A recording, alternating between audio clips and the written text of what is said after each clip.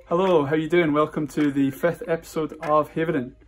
In this episode, I will be speaking with Bonnie Prince Bob, who is a filmmaker and a producer here in Edinburgh. Most well known for his online satirical work. Two of his well-known films are Jeremy Bernard Corbyn, What Was Done, and Jim Murphy's Saviour of the Union. And if you've not seen those yet, then I suggest checking them out because they're really important pieces of political satire. We talked about a range of different things, including his views on the kind of Scottish cultural political scene, his background behind some of his previous work, and some of the things that he is hoping to do in the future. So without any further delay, please enjoy episode 5 of Haverin. Thanks so much. Yeah.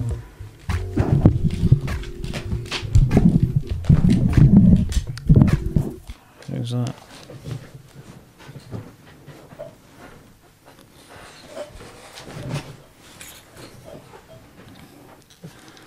Just going to keep these on, eh?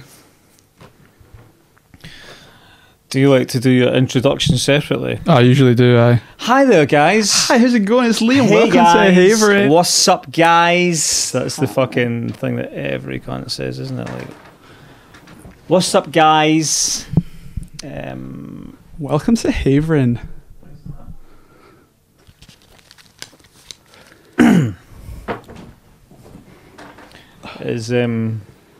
Can you hear me now? I can hear you now. Is that a standard of level? Yeah. See, normally I'm doing all that shit, and that's why I'm just conscientious. A kind of strange combination of like not being in control. Normally I'm the cunt with the headphones on, and like, How does it feel? Relinquishing control.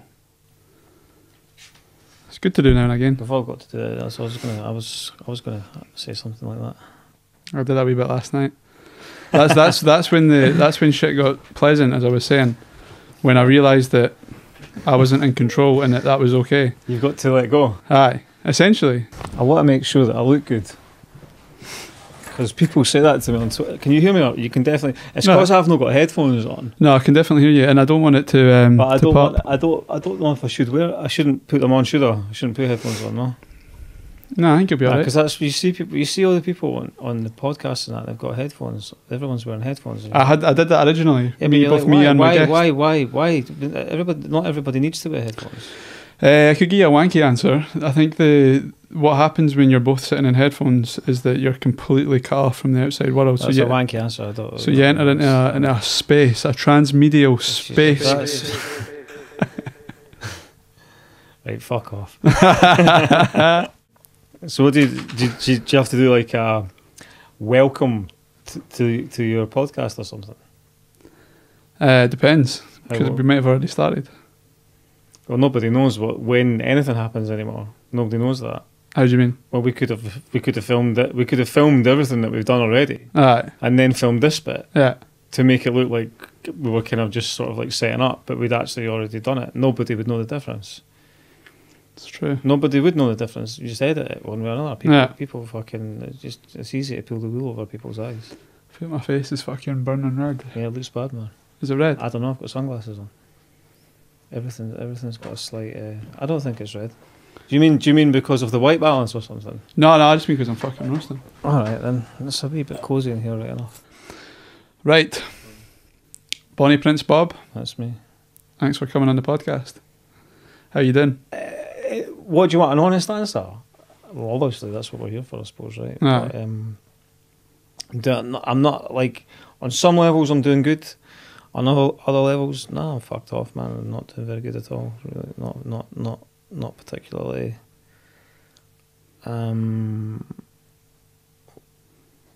Like personally, is that like? I guess so. Doing your job for you now, like, you know what I mean? So. Yeah, no, personally. It was pretty shite. No great. But fuck. Aye. Look at the world. Yeah. So there's people in worse situations than me. Suppose. What about creatively?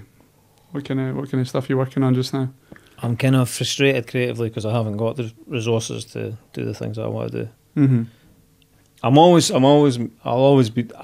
be making something. I'll always be doing something. Yeah. I'll always be trying to make something interesting or like,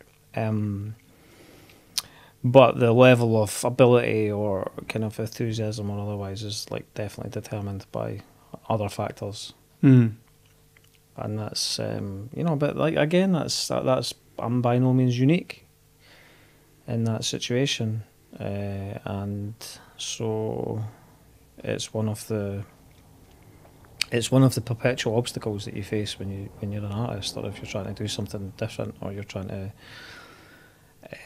or if you don't conform. You know what I mean? Certainly, if you don't conform, it's very, very difficult to get people to come on board or to get behind you. It's almost well, it's not impossible, but it's difficult. Mm. It's difficult, and yeah, it's difficult. It's not easy. And what do you think conformity looks like within the Scottish cultural sector? What do you mean by that, conform? Well, do you mean like? Well, it's not specific to Scotland. It's just general conformity. Like, you know what I mean? The boxes that need ticked. Yeah, I mean, there's like, I don't really compromise in the work that I make, even if it's something small. Even if it's something small, I'm not very. I'm not. It's not that I can't compromise. I'm perfectly willing to compromise if I need to compromise. You know what I mean? But I won't. Yeah. So when what was the question? What was the question you asked me? What's conformity? What was the question you asked me? You were saying that that it's hard, it's difficult if you're not willing to conform. And I was just saying, in what ways are you not willing to conform? Which I guess is a question about integrity and about your work. Yeah, I won't fuck them. I won't change. Well, if I want to say something, I'll say it. Mm-hmm. And I won't.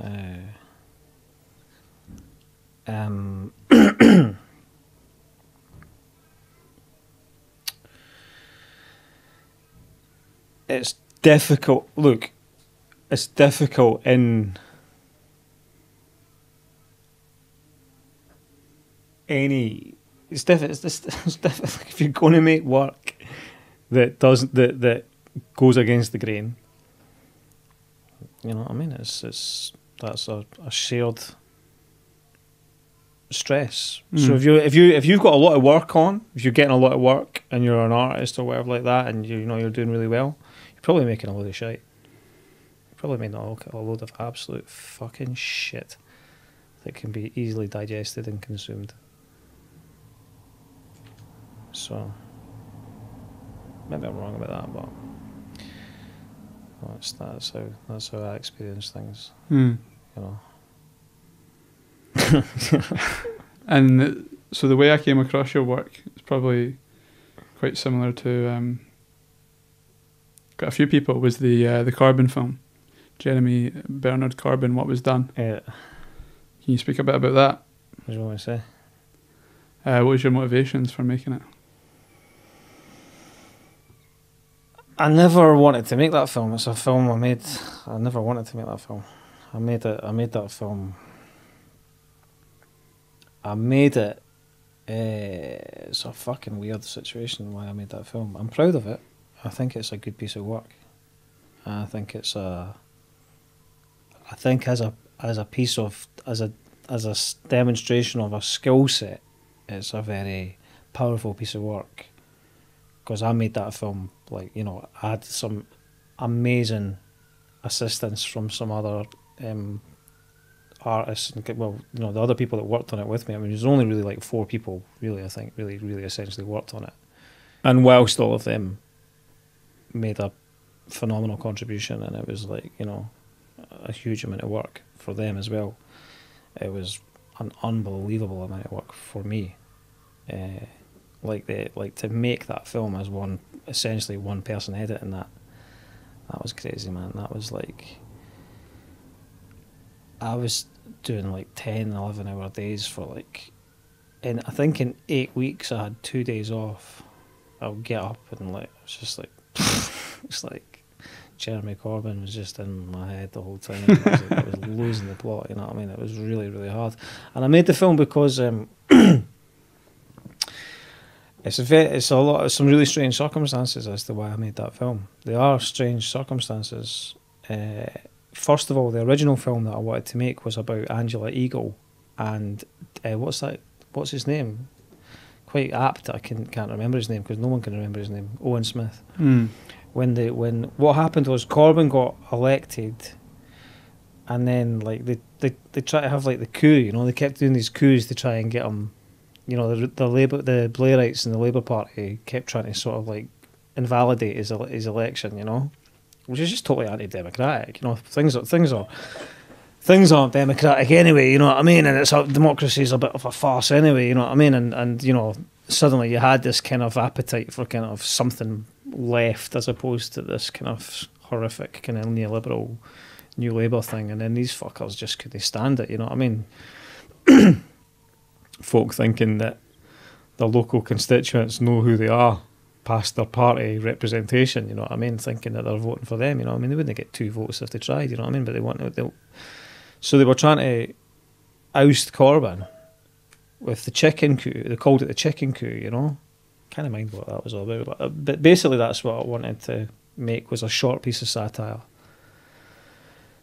Because Corbyn was going to, because remember they'd done this other vote, and it was like Corbyn was obviously going to win that vote when Owen Smith was going up against him for that. He was going to win that vote hands down. He was going to win it again with even more. And that was obvious. So it was basically just to ridicule these sort of anti-democratic, you know, careerist twats that are just rife within politics. And so I wanted to make a short piece of satire.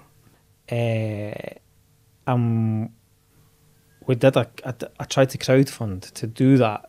But nobody in England really knew who I was and didn't know any of my previous work, and nobody in Scotland was interested in backing a film about Jeremy Corbyn because they only wanted, you know, if I wrote, you know, if it was a film about Ruth Davidson or something, they'd probably give me 50 grand, but because it was Jeremy Corbyn, they were like, nah, not interested. Why are you making a film about the red Tory fucking Labour? Oh, fucking, do you know what I mean? So I'm just making a film, you know what I mean? What makes it, you know? Why are you not doing something about independence? Fucking, you know what I mean? So on one side you had that. So the crowdfund really just brought in very little money, just a few £1,000s really, which is fuck all if you try to make a film, you know what I mean? It's like nothing. What you might do with that, you know? It's like totally nothing, you know? Yeah. But, what happened was, and this is fucking mental, like, you know, when that crowdfund was there, I was getting a lot of messages from like people in England, and it would be like, you know, because I'd done these trailers that were like kind of anti-Thatcher, kind of like Orgreave type, you know, miners, sort of pro-miners sort of strike, kind of anti-Thatcherist, sort of like these quite cool trailers for the crowdfund, you know, that I was making through the crowdfund to try and raise awareness, to try and get money in to make the film, right? This was before that I'd even written what was done was, like, you know. And a lot of the messages that came were like, I'm on disability benefit, but here's £5, I'll give you another 5 next week. I really want you to make this film, please make this film. And or like another one would be like, or just, you know, just like I'm unemployed, but here's a tenner, or I didn't buy any weed so that I could give you this 20 quid instead of the weed that I would buy. I really love your work, I hate the Tories, please make this film. And like those messages really, really, like, I felt really humbled by a lot of those messages, you know what I mean? I felt really sort of like, they were really heartfelt. All of them were. They were all, and there was quite a lot of messages like this that kept coming, so they would be giving me £5 or a tenner, or it's just like, you know, it's really, it's, you know, what's that going to do? It's not going to make a huge amount, it's not going to make a huge impact on what I can do, you know, in terms of the versatility of filmmaking, but, you know, I appreciated it, and their messages were very sincere, and it really bothered me. And we passed the date of the things didn't really work out in the original sort of structure of who I was going to make the film with, what that original piece of satire was going to be like. Things didn't work out there, and there was a bit of a breakdown in communication there.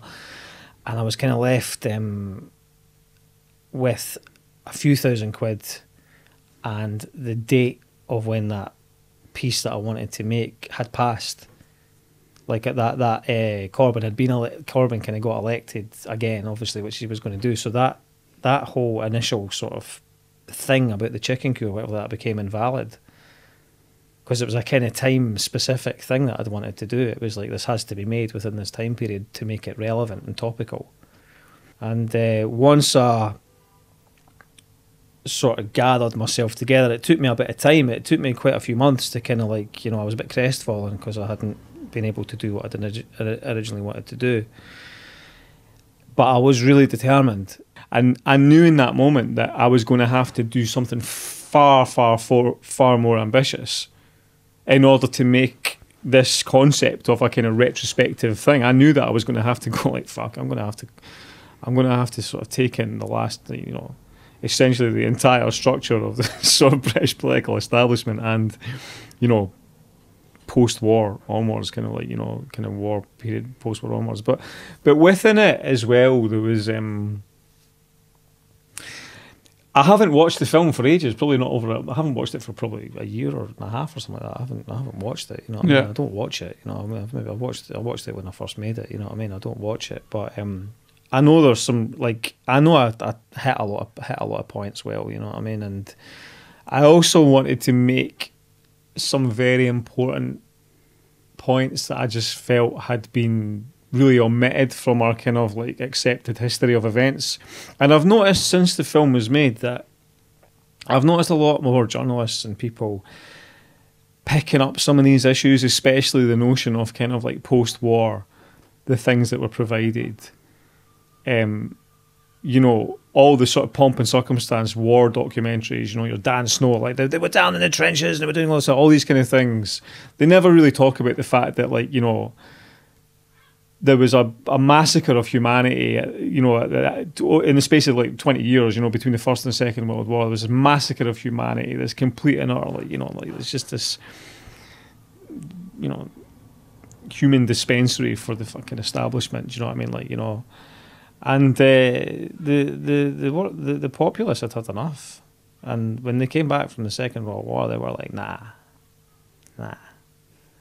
We're not going back to that. We're not going back to fucking everybody sharing a toilet, like 20 families sharing a toilet and stuff like that. We want fucking houses, and we want fucking running water, and we want electricity, and fuck me. And I tell you what, it wouldn't have mattered who was in.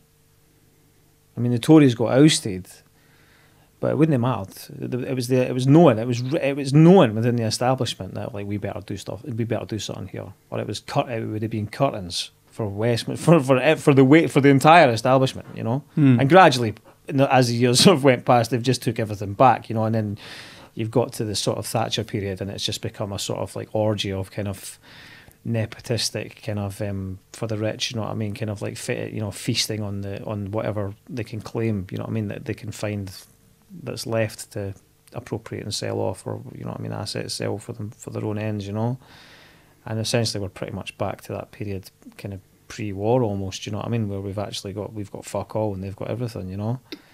But we didn't get all these reforms. We didn't get these incredible kind of like when you look. The thing about the Corbyn thing is like when the ultimate like Corbyn came, this idea that Corbyn came in and gave all these things. Well, the irony of what was done is it was already done. It was done. It was done post-war. But it was done for a reason, because it was given on the back of a lot of blood that was spilt, and that's what people don't talk about. They don't talk about that within the media. They don't talk about that within the sort of the general chatter. They don't sort of remind everybody. It's like, yeah, all these things came because a lot of people died unnecessarily, and that Anyway, I kind of digress there. I've gone on a bit of a that was good. A big kind of like lengthy kind of response to that. But yeah, bottom line is, it's a film that I didn't want to make. Not didn't want to make that a film I hadn't anticipated having to make that film. But it became like a duty.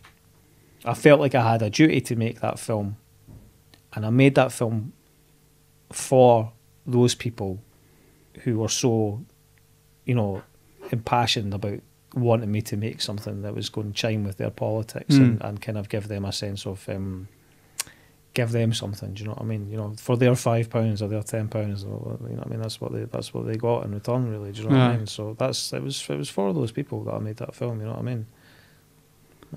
And how do you feel about Corbynism now, compared to how you felt about it then? I mean, there was obviously a palpable sense of optimism when Corbyn came in. Yeah, I think that's. I think there was a sense.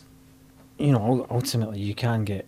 I wouldn't say that I had been particularly caught up in that directly, because, you know, you've got that strange thing where you're in Scotland, so you're already kind of like, you know, it's like a completely different landscape. So you can, in a strange way, I think that probably, I think that benefits somehow.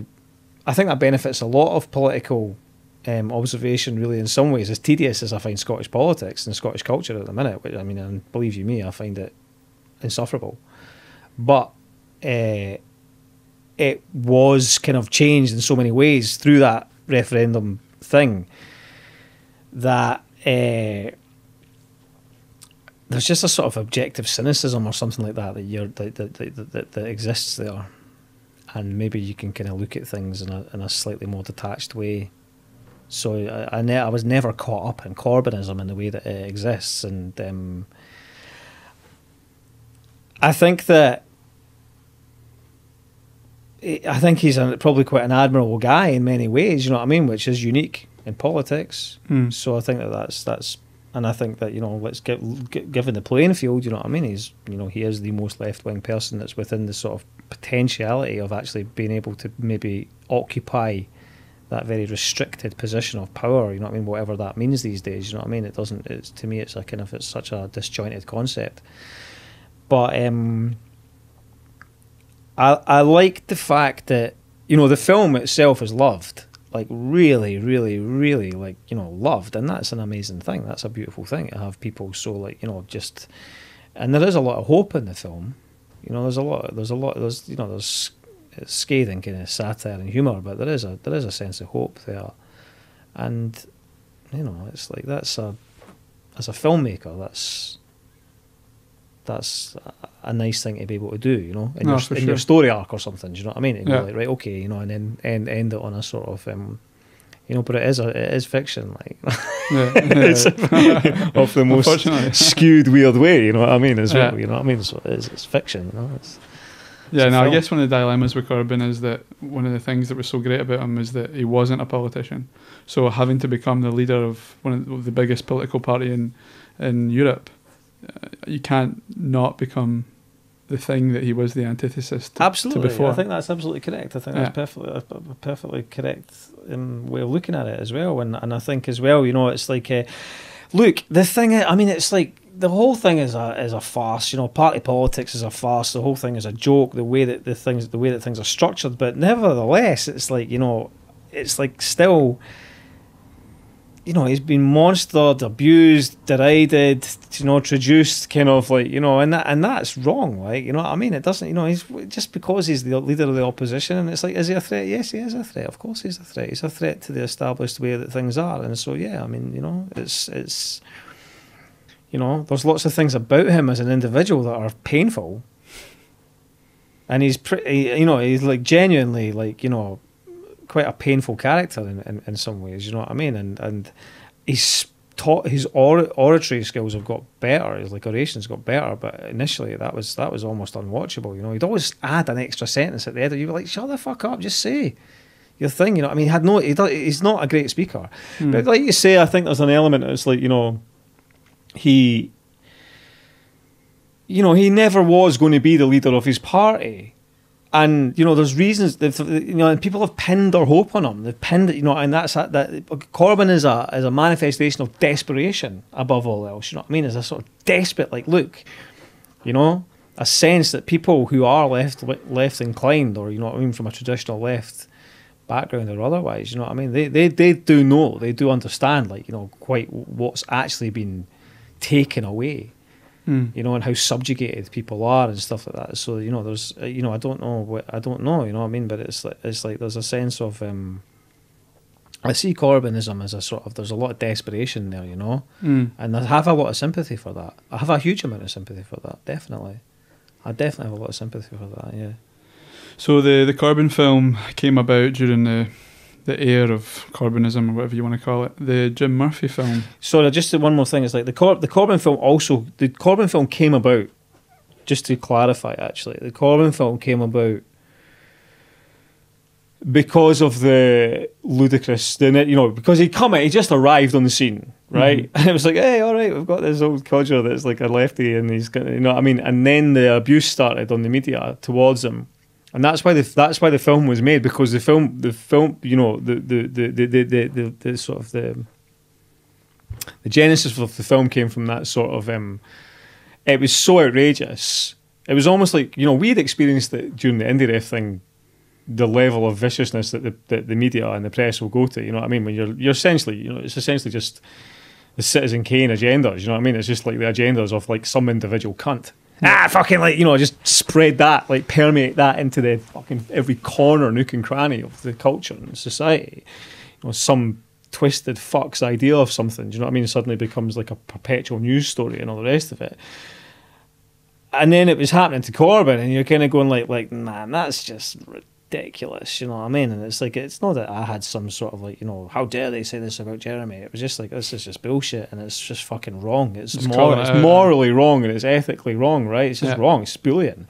It's just nasty, vicious bullying. And they were so down on his ability to kind of be any kind of like, you know, competent statesman of any shape or form whatsoever. You know, I was like, well, I'll make a film that basically, you know, paints him as being the ultimate, the greatest statesman. Do you know what I mean? So that was the kind of, you know, it was just like, well, fuck you then. You know what I mean? Yeah. So that was that. Sorry, I interrupted your question. No, it's sound. So I was. That's quite a nice interlude onto it. That, from one attack to another. So what about the Jim Murphy film then? Painted Corbyn in one. Take my shades off for this one, eh? Like, well, Jim. Well, James Francis Murphy. What was the crack there? Fucking hell! I'll put them back on again. Murphy was a particularly irritating character throughout the independence referendum, you know, because he's this careerist narcissist, kind of like really kind of satire in his own right, really, you know what I mean? I mean, that's the thing about Jim Murphy, is the Jim Murphy film. Jim Murphy was not difficult to satirise, really, to be honest. It was just basically notching everything that he had said about himself and basically his own sort of self-propaganda. It was just kind of notching it just one slight increment further, and then it just kind of wrote itself. Jim Murphy, the story of Jim Murphy, the chronicle of Jim Murphy, really Jim Murphy is responsible for that. You know, all I did was just fucking go right. What happened was with Jim Murphy was that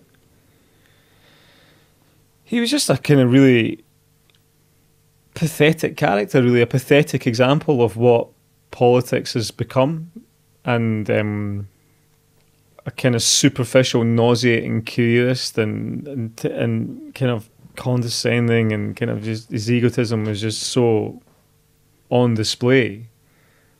And yet he was kind of, you know, you would have that thing where it's kind of, you've got these little sycophantic, unctuous little, you know, manky little horrible stenographic kind of like little, I don't know, what these little twats in the press that just, you know, that would like, you know, give him so much kind of credence and all this sort of stuff. And he would, you know, he just had this kind of like publicity thing with him. And I saw him at the Kirkgate.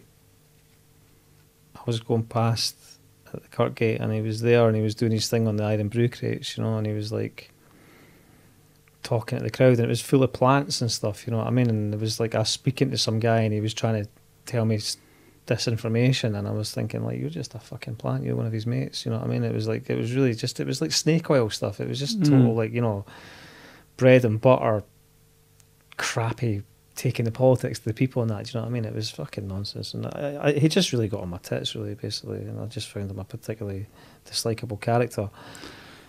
And yeah, sorry, I'm just. What were you going to say? What were you going to say? No. So I was just going to say. So it seems that both the films, the Corbyn film and the Jim Murphy film, inspired by the people, really, as the individuals, that is, as opposed to the politics that surround them. So Corbyn was about, you said it was about sticking up for him, who you've seen as quite a commendable dude. Yeah. And Jim Murphy, who you've seen as an absolute cunt. Yes.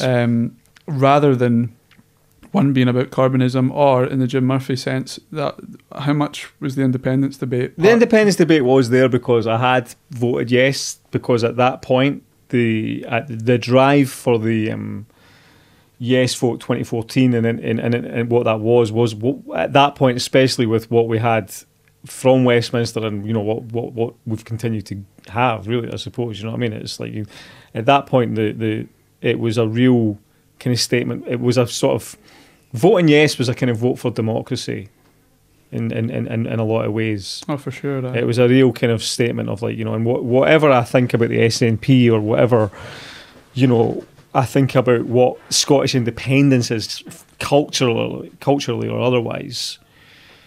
What that moment in time, at that point, it was an amazing thing that the beast was on its back and we really had kicked it over, and there was a set, you know what I mean, and it's like it wasn't about the SNP or anything like that. It was about it was an amazing thing, and it really was. There was that moment where they shat themselves like they've never shat themselves ever before, you know what I mean, and in their living memory anyway,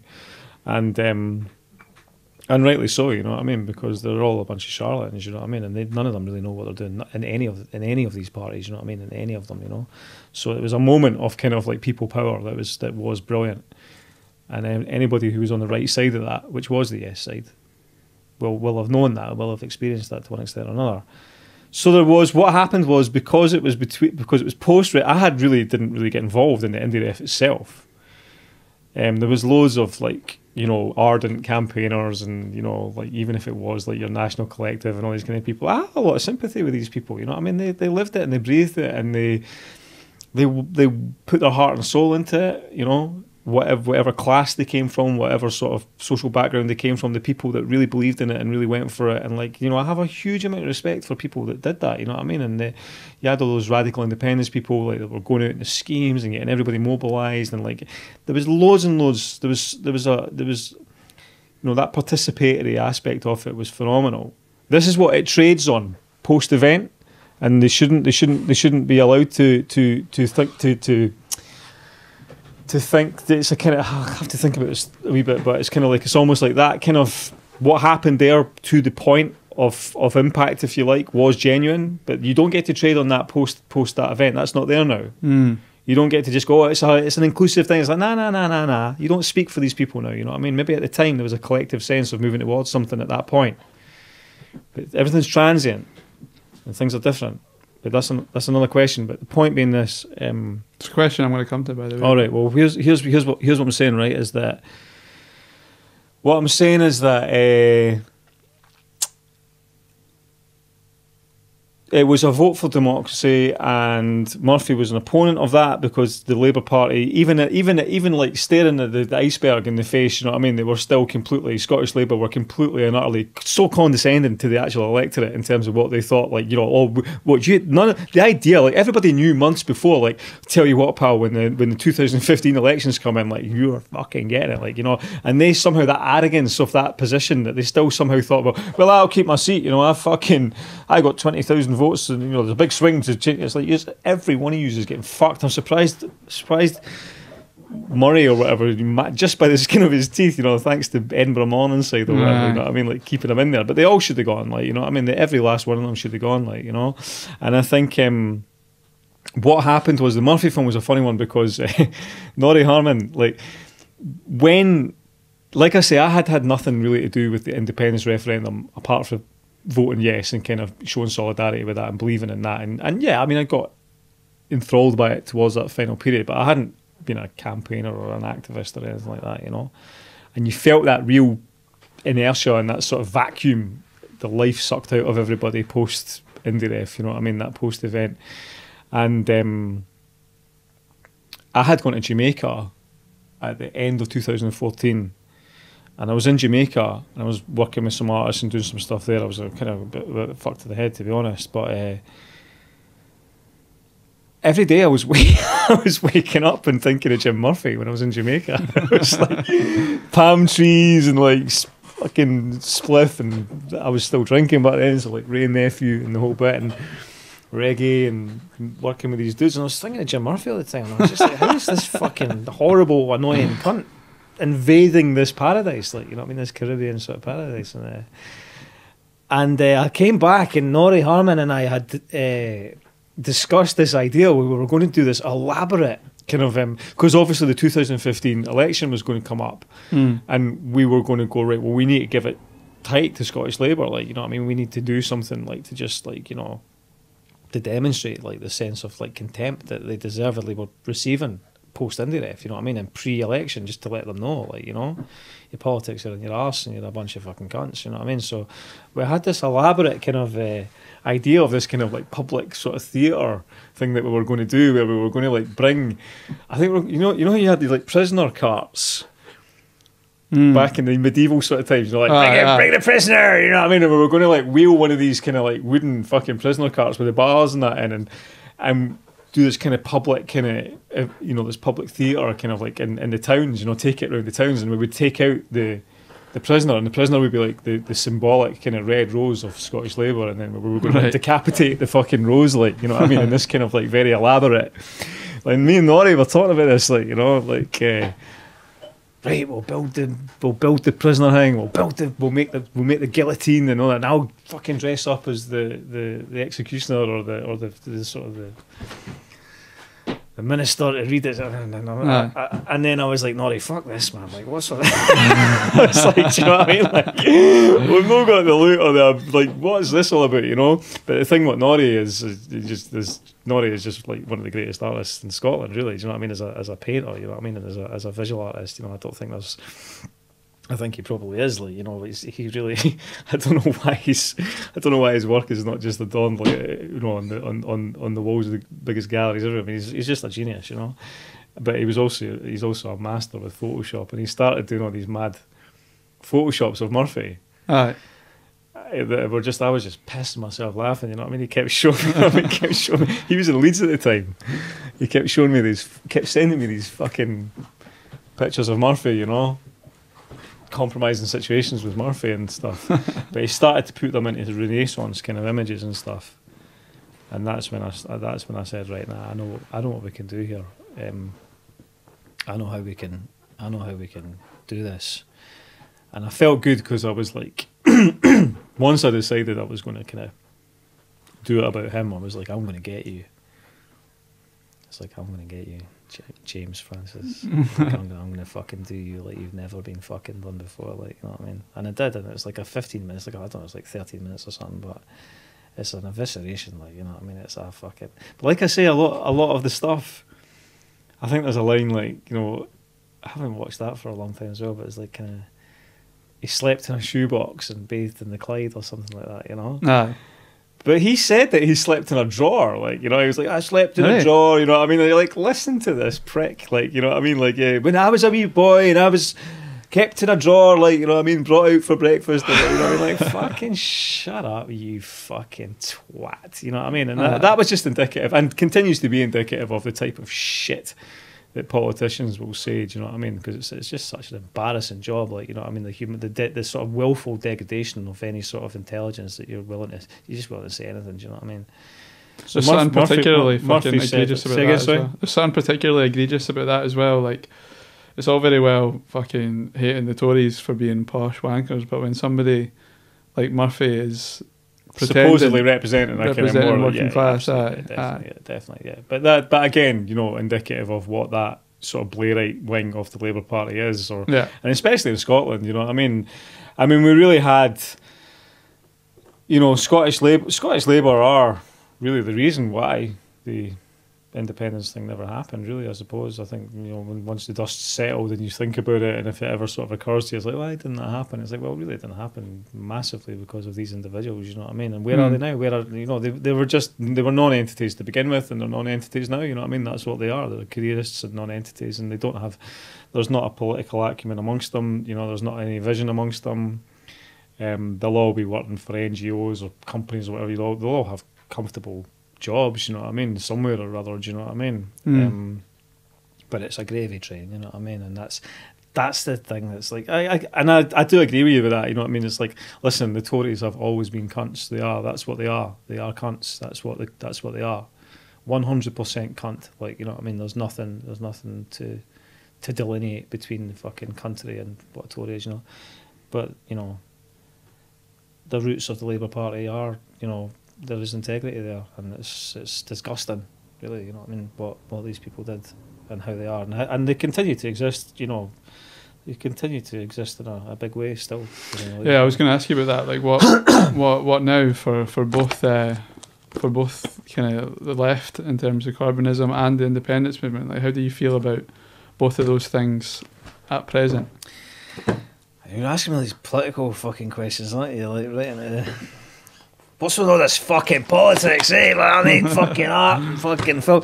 Fair enough. I mean, the films that people know me for are political films. No, I get that. I get it. Discontent's got elements. Yeah, look, everything's political one way or another, right? Okay, everything's like, you know, there's, of course, you can't escape it. It runs through the roots of everything. You're always going to be saying something or other.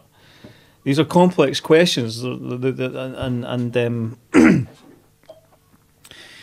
people, you know, they're complex questions, and the answers are complex as well. You know what I mean? They're not simple. They're not simple answers to a lot of these things. What was the question? What is the question? What was it you asked me there?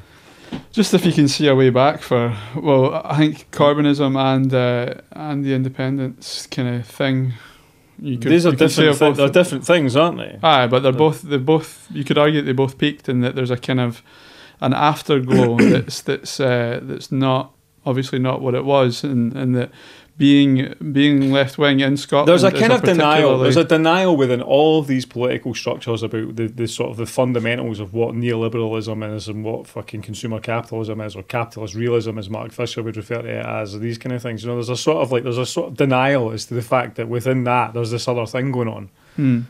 Where China is kind of like, you know, like this dominant, huge kind of like ever sort of masticizing sort of like state of kind of like, you know, prosperity and people, when you've got all these kind of global political questions and these global issues, you know, are you know, have an impact, you know, and the kind of isolationism of Brexit or otherwise, you know what I mean, when you know what Scottish independence was in 2014 is unrecognisable to what Scottish independence would be if it was delivered now by the SNP in the way that the power structure is. But the people who want to put saltires on their faces and to, you know, talk about Robert the Bruce and stuff like that, that's insanity, because they don't care.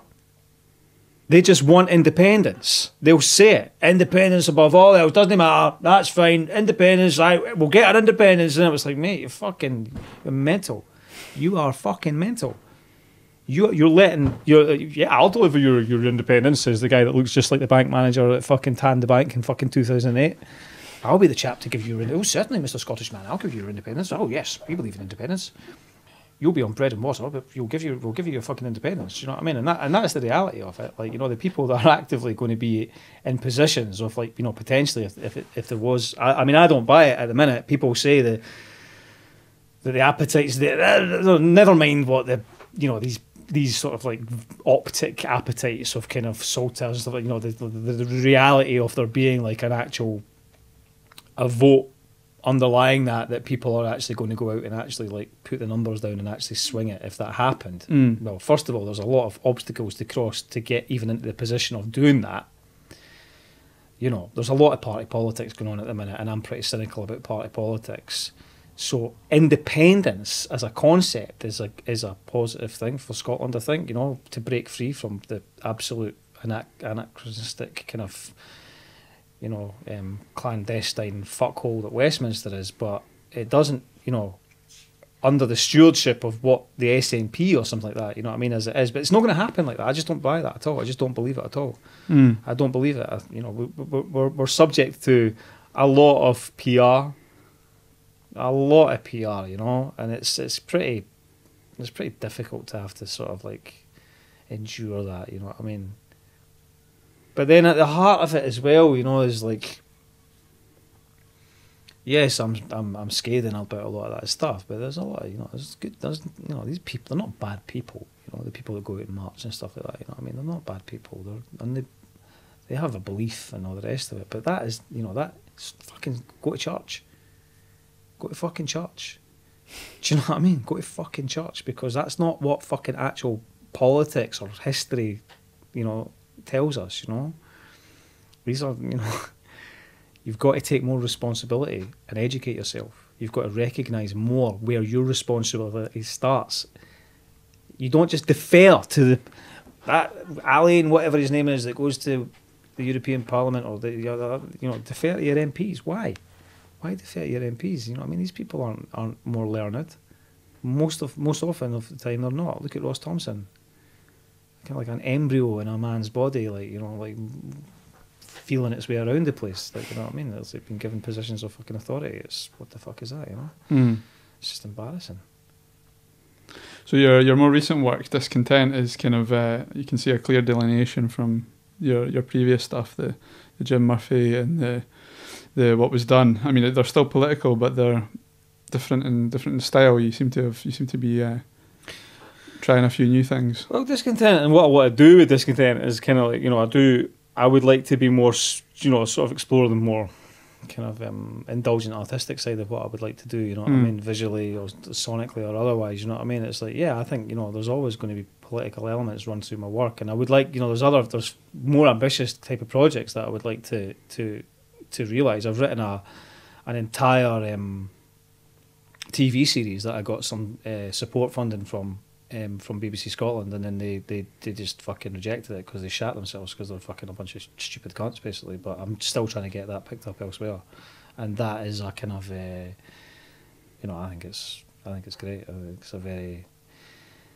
ruthless dissection of contemporary Scottish culture and everything associated with it, from class to economics to kind of politics, everything, personal issues, kind of substance abuse, abstinence, all the rest of it. Do you know what I mean? It's a very kind of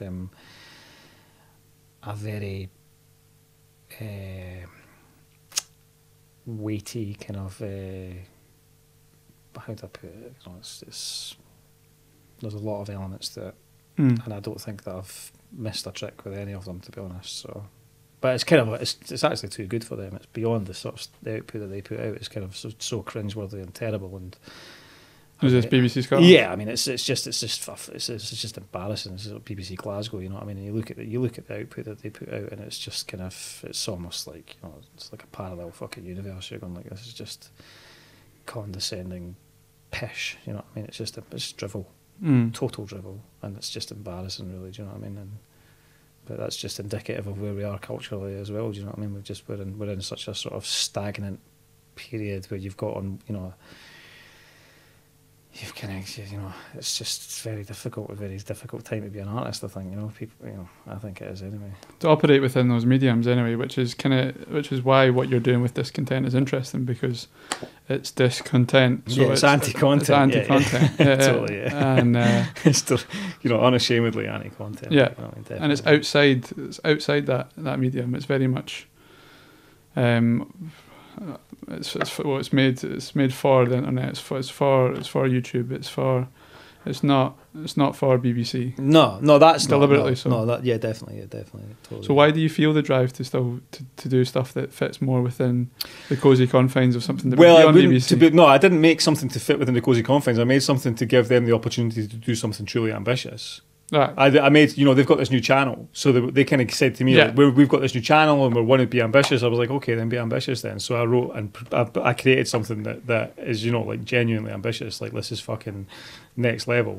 Yeah. But they just didn't have the mental faculties to sort of recognise that. I mean, at least I think there's people there that probably do, but the people I was dealing with were evidently, not cognitively capable to sort of like understand, like, this is not chewing the fat, right? Nothing wrong with that, right? Nothing is wrong with that type of stuff.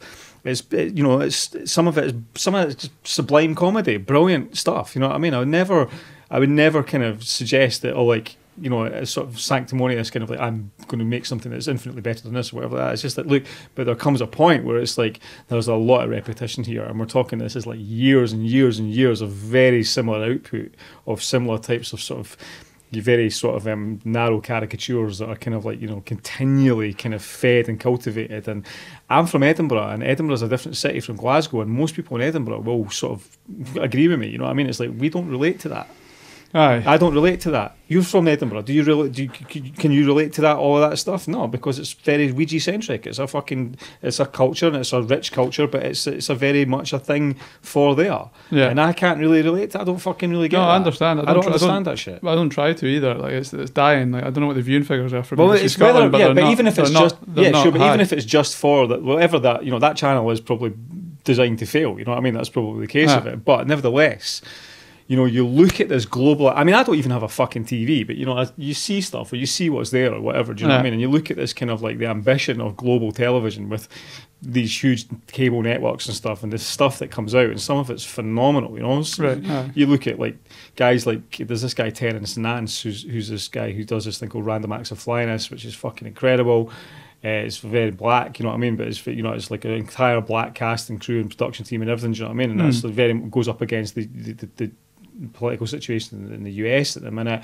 You've got like you obviously Lynch's Twin Peaks. You've got all these sort of things, you know what I mean, which are really, you know, they don't condescend the audience, and they kind of like allow the audience to sort of like, you know, drift into these other realms and these places where there's a real sense of autonomy for the filmmakers and the artists who are responsible for that. Why would a fucking, you know, let's be honest, Ian Hislop has frequently compared my work to Adam Curtis, and has said, you know, he's linked me up with people like Charlie Brooker and said this guy's like Adam Curtis with jokes, which is an incredibly flattering compliment or endorsement. But you know, it's like he's not the first person to make these things. I don't particularly go around and go like, I'm like Adam Curtis with jokes, but it's like I have made material that has parallels or whatever. And Adam Curtis is you know, a highly respected documentary maker, you know what I mean? And I've made fucking great material. I've made most of the best stuff that I've done hasn't even been put together and put out there, do you know what I mean? Because I just don't have the means to do it. So but you know, when you're making work that is, you know, arresting and compelling, and you're making it with fuck all, like nothing, like you're making it with nothing, right? And you go to somewhere where you know, they've got fucking bags of money, and you go, right, well, fucking give me some money then, and I'll make something fucking amazing, and you can be the guy that gets to say, oh, I fucking gave him the money and he made something amazing. I can be the producer, and they don't even have the fucking ability to go, oh, this is a good idea, you know? Like, get to fuck away and get to fuck. Do you know what I mean? Didn't take me for a cunt. Do you know what I mean? That's the reality of it. You know, there's a limit to my fucking patience. You know, it's like I know when I've made good work. And I know when I've made work that will be like, you know, that's my right as a filmmaker. Don't tell me, if you're not a filmmaker, right, if you're like a fucking bean counting accountant, right, then count the beans and do the accounts, right, but don't tell me how to make a film. Don't tell me about whether or not my work is going to, like, on paper, how that's going to visually come together, which is what these fucking arseholes told me. So I'm not going to compromise. But some people, but it's kind of insulting though, do you know what I mean? Because like, don't fucking insult me, right? Be cool, whatever, right? Cool, whatever. Give me but don't fucking insult me, right? Because I'll fucking take your head off. Like, you know what I mean? It's like that's the reality of it. Do you know what I mean? I don't need to be insulted. Understand? With the BBC. Okay, maybe I look a bit precious or whatever like that, but I know how I feel. I know what I'm talking about. What do you mean by the BBC? Well, yeah, obviously, look, I don't want to be part of the Scottish establishment per se, because I'm out there fucking taking the piss out of it half the time. But at the same time, it's like, for me, if someone's a good artist and I don't like them, I'm still going to respect their work, and I'm still going to promote their work if I'm in a position to do that. But you'll see here, you know, people in positions, you know what I mean, who have got a little bit of clout where you're not going to fucking give me a fucking, they're not going to give me a fucking blie. Get to, you know what I mean? Him, he's a cunt. Well, I am. But, you know, that's the way it is, you know? Yeah. That's just my style. That's how I roll. No, fair enough. Unashamedly so. But, but part of me thinks, fuck him. Like, I mean, you said, we started this off by talking about conformity and how you won't conform. Being accepted onto BBC Scotland would be a big stamp of conformity onto you anyway. So However, what I was wanting them to do would have been like, it's more like they would be fucking be getting, people would be going like, wow, I wouldn't expect to see this on BBC Scotland. Well, exactly, because you wouldn't so expect it's like, it, you know, exactly. It wouldn't happen, but why, because if somebody looks at my work and says, okay, we like what you're doing, we'll give you money to develop it, you say, okay, maybe these cats are going to fucking, maybe they're going to move in my direction. But they don't. They just want you to take all your clothes off and look at you and then go, nah, fuck off. Yeah. But here's the thing as well, right? It's like, because this is Scotland, there's not a lot of opportunities here. There's not a sort of like, you know, there's not a vast network of places you can go and take your work to or find, and it's fucking public money as well. The cultural traffic wardens. You know, it's like, open up the fucking war chest. Yeah. What do we want? We want just this kind of repetitive fucking caricature of what? Get to fuck. Well, anyway, look, enough going on about that, because to be honest, I probably seem more annoyed about that than I actually am. Right. Maybe I am, I don't know. You seem pretty fucking annoyed. Well, this isn't me annoyed. This is not me annoyed. Trust me. Yeah. No, but I mean, carrying on for that, what I'm trying to get at is, what are you trying to fucking? What I'm trying to get at is that your work with Discontent is, as I said, unashamedly outside of those parameters. It's not for BBC. Which, to be honest, you're right. No, Discontent is fuck all to do with BBC. These are two different things I'm talking about. Yeah. Okay, so where do you Discontent? Where do your kind of, not allegiances, but what's the kind of work that you want to be creating then? What do you mean, what's the work that I want to be creating? Well, I would like to make that series. Right. I'd like to find somebody, you know, whether it's fucking, you know, I've got people out there hunting about trying to sort of, you know, I don't have a huge amount of network of contacts, you know what I mean? Okay. So I'm still finding my way, mate. It's a relatively new pursuit for me. Yeah. To do that stuff, you know what I mean? So I'd still like to do that, because I think it's the narrative based stuff, like the Arcadia. Yeah. I'd still like to do that. Yeah. Okay, cool. Because I think that is provocative in terms of, like, you know, shaking up what we are post referendum as a country. And I think it's, you know, I don't see that. I don't see any. If someone else did it, I would be like, fucking brilliant. Yeah. If someone else did it, I'd be the first person to be going like, thank fuck somebody's fucking managed to fucking get and articulate the absolute fucking banality of this fucking country. Yeah, but it's not just about articulating it though, is it? Because it's about articulating it in the form of a narrative. Well, it's about doing it as satire, basically. Right. It's about satirising it, you know what I mean? Because that's the best place to do it, from fucking Hogarth to fucking Gilray, fucking to whatever. That's the way you do it. You satirise, you know what I mean? If you're going to do something, you subvert and satirise, because then you've got to look at it and go, fucking hell, we've made a fucking pig's ear of this, like, you know what I mean? Because I mean, that's the beauty of satire, right? That's why it's the greatest fucking form, you know? It's got to be satire. Yeah, you can satire in many forms, though. Of course, satire, you know what I mean? A TV show, you can satire a podcast. Yes, of course. Yes, I get that. I understand, but it's like, I mean, what I'm saying is that, you know, what I want to do there is an ambitious piece of work, because it takes on many forms, but it's also inclusive. It brings a lot of artistry in it. There's a lot of talented motherfuckers here who don't get a fucking ounce of oxygen, do you know what I mean? And I know a lot of them. I know a lot of talented artists, you know, 100%. like musicians and artists in all disciplines, and especially in this town, where it just gets synonymously associated with, like, the festival, where a bunch of fucking pricks turn up for 5 minutes and then fuck off, and then nobody gives a fuck about any of the people that are here the rest of the time. You know what I mean? And it's like, there's a lot of really talented people here who just do not get the recognition or the fucking ability for people to know what they're about, you know. And I've lived and breathed in this city for a long time, and I've worked with a lot of these people, and I would love to give them the opportunity and the platform to do that. And so I wove all of them into my work, because I know that, like, that's, you know, it's a communal thing. It's not just me. Yeah. It's like, check all these motherfuckers, check the talent that I can show you here. Do you know what I mean? And that's something that, you know, that is what I want to do with Discontent as well, to be honest. Discontent is very much kind of like a kind of, there are no rules to Discontent. It's a very much, it can take many different forms, and that's what I enjoy when I enjoy working on that stuff. What I need is, like, you know, we spoke briefly about this, you know what I mean, is that it's difficult to do it without an income for it, because it takes a lot of time to edit stuff, it takes a lot of time to film stuff, it takes a lot of time to write stuff. It's, you know, and it's like, you've got to eat. For sure. I think that something that with the resources that are available to you, like have you thought about doing a show yourself? Yeah, I have thought about that, and I will do that. Some kind of topical expression of what's going on, but subverted as well with just my natural kind of mischief making kind of way of being, you know. Why the fuck not? I mean, you've got the space for it here. You've obviously got a body of work. You've got the skills to edit it and put a wee bit of something into it. Yeah, no, you're right. You know, you're right. I'll produce it. You present. Okay, we'll do that then. Sound. Right, we'll do that. You got any more questions? No, that's about it. Is that it? I was about to tell you. I was about to talk about something. You've been talking about something for fucking past hour. Okay, cool. Well, there you go. That. How do you feel that went? No, it was a good blather. You think so? Alright. All right then. There you go. Sorted. Thanks very much. Take it easy. Okay.